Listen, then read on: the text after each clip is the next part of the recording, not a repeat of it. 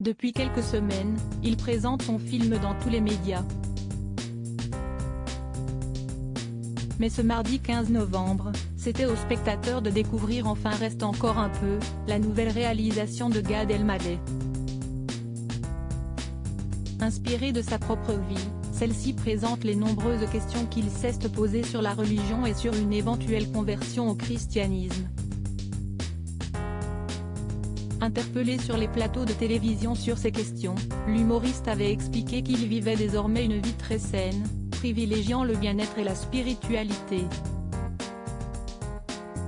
L'occasion pour Léa Salamé de lui faire une remarque qui l'avait choqué dans Quelle époque, son émission sur France 2, vous ne fumez plus, vous ne buvez plus, vous faites de retraite dans les monastères, si est-il quoi la prochaine étape, l'abstinence sexuelle, si est-il fini, vous ne baisez plus ?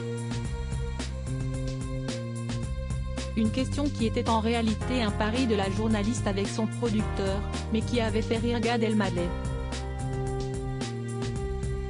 Sans que celui-ci ne réponde d'ailleurs.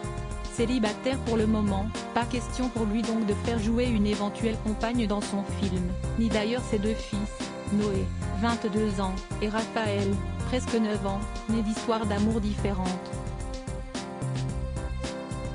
En revanche, ses parents, David et Régine, ainsi que sa sœur Judith tiennent leur propre rôle et étaient donc présents à l'avant-première ce mardi soir. Des invités pour sa quête d'identité présents dans son habituelle tenue noire, l'humoriste était en effet entouré d'une partie de sa famille. Mais pas entière, son frère Harry, qui ne joue pas dans le film non plus, était absent.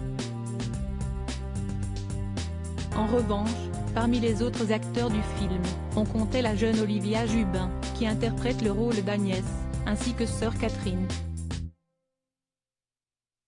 Et d'autres célébrités étaient présentes comme les humoristes John Rachid et Tariq, tous les deux venus découvrir le film de leur compère. Elise Moon, amie de longue date de Gad Elmaleh, avait également fait le déplacement et s'est amusée à poser les mains jointes devant l'affiche du film et Ibrahim Malouf, venu avec sa femme Iba. La sublime Nadia Farais, dans une veste en fourrure, avait également fait le déplacement en solo. Elle aussi magnifique dans une tenue transparente, Delphine Vespizer avait choisi un look 100% noir qui lui donnait un ton radieux. Chroniqueuse n'en touche pas à mon poste, la jeune femme a posé en solo, elle qui est séparée depuis quelques semaines de son compagnon de longue date Roger.